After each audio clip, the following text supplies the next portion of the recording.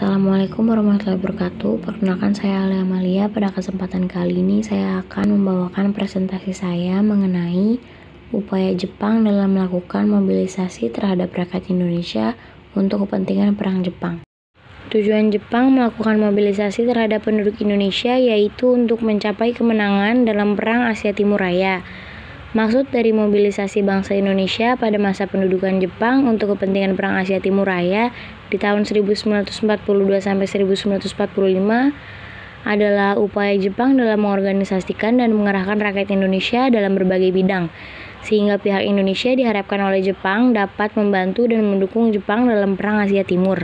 Pada tanggal 16 April 1943, Jepang mendirikan Putra secara resmi sebagai organisasi sosial kemasyarakatan bentukan pemerintahan pendudukan Jepang di Indonesia. Saudara-saudara, sekarang saya ajak bersorak 3 kali. Putra! Putra! Putra! Putra dibentuk dengan melibatkan tokoh-tokoh berpengaruh seperti Insinyur Soekarno, Muhammad Hatta, Ki Hajar Dewantara, dan Kiai Haji Mas Mansur, yang biasa kita kenal dengan sebutan 4 serangkai. Dalam menjalankan fungsinya, Putra bertugas untuk menghimpun kembali kekuatan rakyat yang sebelumnya telah dihancurkan oleh Belanda. Namun, penghimpunan kekuatan ini bukan tanpa maksud. Jepang tetap mengedepankan prinsip bahwa pembentukan Putra mesti memberikan dampak lebih tinggi dari Nippon di Perang Dunia II. Akan tetapi, Putra justru dimanfaatkan oleh tokoh 4 serangkai untuk menyebarkan paham nasionalisme kepada kaum pemuda Indonesia. Melihat perkembangan Putra yang memberikan banyak dampak terhadap semangat kebangsaan pemuda Indonesia, maka Jepang membubarkan organisasi tersebut pada tahun 1944. Jepang juga mendirikan organisasi PETA dibentuk oleh pemerintah Jepang pada 1943 yang bertujuan untuk menghadapi Perang Asia Timur Raya dari serangan blok sekutu. Berdasarkan latar belakang terbentuknya, maka tugas PETA adalah membantu pasukan Jepang dalam Perang Asia Timur Raya. Selain itu, tugas pasukan PETA sesuai dengan namanya adalah untuk membela tanah air di Indonesia dari ancaman bangsa Barat.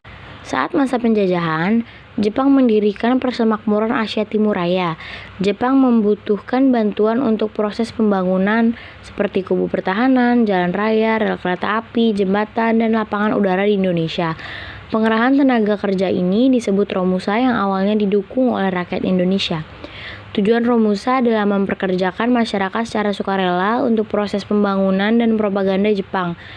Propaganda yang dilakukan Jepang untuk membentuk barisan Romusa yang bertugas membela negara dan membangun kemakmuran. Romusa berdampak pada tenaga kerja yang mengalami siksaan dan kelaparan. Mereka dipaksa untuk terus melakukan pekerjaan berat seperti meratakan bukit, menggempur batu-batu di pegunungan, hingga menebang kayu di hutan. Para pekerja juga mendapatkan siksaan ketika bekerja. Dampak Romusa bagi bangsa Indonesia adalah membuat banyak kematian, kesakitan, kekurangan makan, sampai terjadi banyak kecelakaan ketika bekerja. Sekian presentasi dari saya, Alia Amalia 11 IPS 3. Wassalamualaikum warahmatullahi wabarakatuh.